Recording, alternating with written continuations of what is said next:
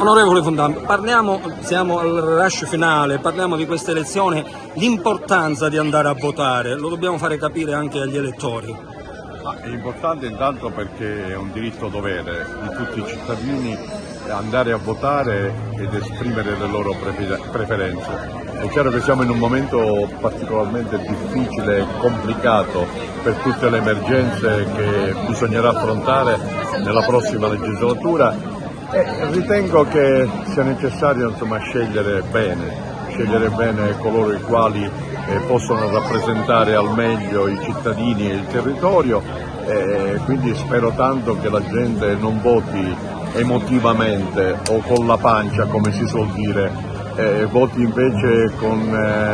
grande senso di responsabilità, facendo delle scelte che possono essere le migliori per far crescere questa terra e per dare le risposte che il territorio stesso merita. Lei naturalmente ha fatto tanto per la sua provincia, uno dei punti fondamentali se verrà eletto. Ma i punti fondamentali sono tanti, sarebbe un'elencazione molto lunga, ma mi soffermerò certamente sugli argomenti più importanti e sulle tematiche che sono quelle maggiormente sensibili in questo momento, e cioè la sanità, che va assolutamente rivista e certamente va migliorata. Soprattutto per quanto riguarda i pronto soccorsi, per quanto riguarda la medicina del territorio che deve fare da filtro, gli organici che devono essere rivisti perché c'è una carenza atavica nelle nostre unità operative e soprattutto nei pronto soccorsi. Ma per parlare anche delle infrastrutture, perché l'infrastrutturazione evidentemente è alla base dello sviluppo e della crescita. Per passare al lavoro, oggi c'è tanta necessità di lavoro, quindi dobbiamo dare delle risposte ai tanti giovani, ma anche ai meno giovani che hanno perso il lavoro, per cui bisogna lavorare alacremente per far sì che questa terra possa crescere, che si creino condizioni di sviluppo, perché poi è lo sviluppo che dà il lavoro vero. Lei in questi giorni ha girato gran parte del bacino provinciale. Che situazione ha trovato negli altri centri? Cosa chiede la gente? Ma la gente è un po',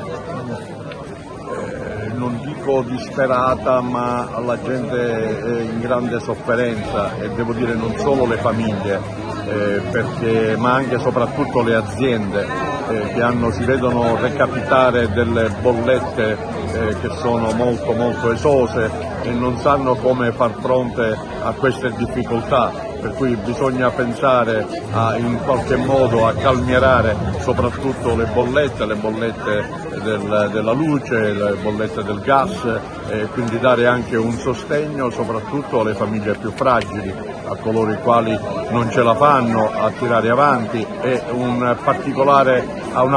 attenzione va rivolta soprattutto alle aziende che sono veramente in grandissima difficoltà. Io ho girato tantissime aziende, mi hanno mostrato anche le bollette della luce, che è più che triplicata negli ultimi mesi, per cui rischiano di non farcela più e di chiudere i battenti. Questo sarebbe una grande perdita per tutti noi, perché non solo si chiudono le aziende, ma si perdono i posti di lavoro. Dobbiamo fare di tutto per evitare tutto questo, e quindi bisogna lavorare con grande intelligenza, con grandi capacità, con trovare certamente le soluzioni e aiutare soprattutto le aziende a poter andare avanti e a continuare le loro attività.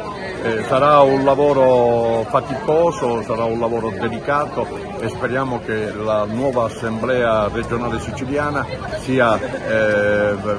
composta da persone che sappiano fare politica, che sappiano bene cosa fare e che soprattutto non litighino. Noi avremo spero un grande presidente, che è il Renato Schifani, che dall'alto della sua lunga carriera politica, della sua competenza, anche perché ha svolto ruoli importantissimi di primissimo piano, ma soprattutto anche per il suo carattere, perché è uno che dialoga con tutti, parla con tutti. Sono convinto che si creerà un clima di grande distensione, e al di là delle divisioni o delle divisioni partitiche